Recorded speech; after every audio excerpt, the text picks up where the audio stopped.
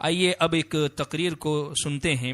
نئی نسل میں ناجائز تعلقات کا بڑھتا ہوا جو رجحان ہے، اس حوالے سے ایک تقریر کو پیش کرنے کے لیے درجہ ثانیہ کے طالب علم محمد سعد دلشاد احمد نارول کو ہم دعوت دیتے ہیں کہ وہ آئیں اور اس عنوان پر اپنی تقریر کو پیش کرے۔ محمد سعد۔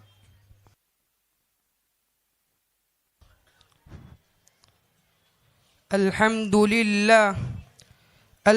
لله رب العالمين، والصلاة والسلام على خاتم الأنبياء والمرسلين وعلى آله وأصحابه أجمعين، أما بعد، فأعوذ بالله من الشيطان الرجيم، بسم الله الرحمن الرحيم، ولا تقربوا الفواحش ما ظهر منها وما بطن، صدق اللہ العظیم۔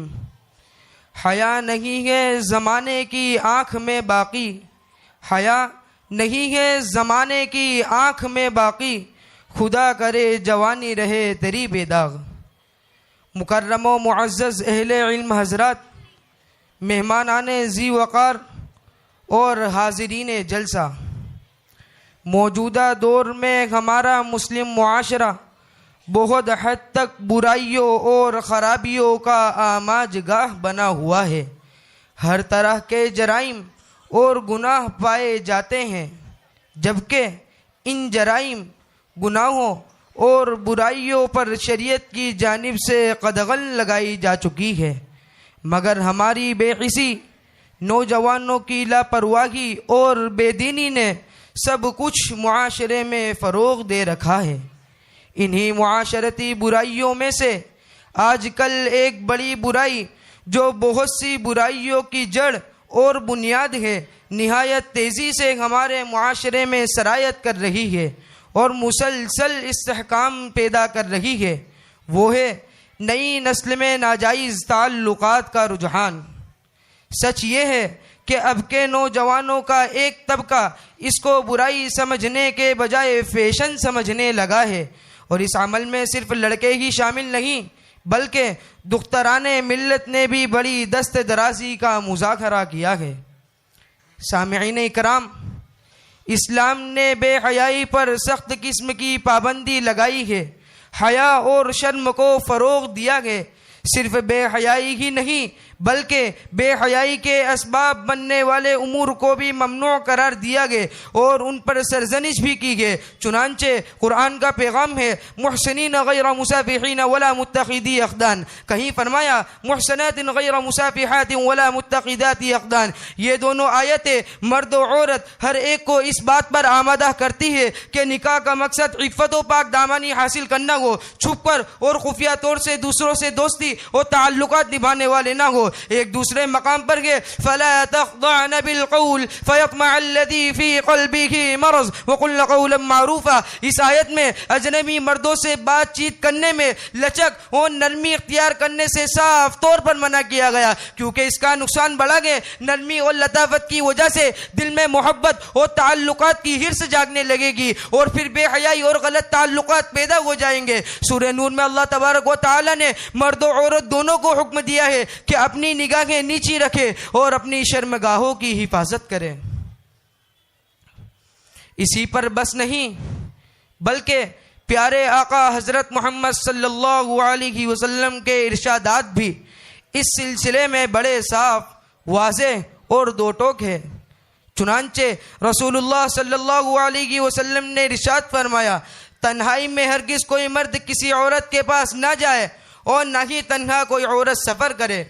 دوسری روایت میں ہے کہ جب کوئی مرد تنہائی میں عورت سے ملتا ہے تو ان کا تیسرا شیطان ہوتا ہے۔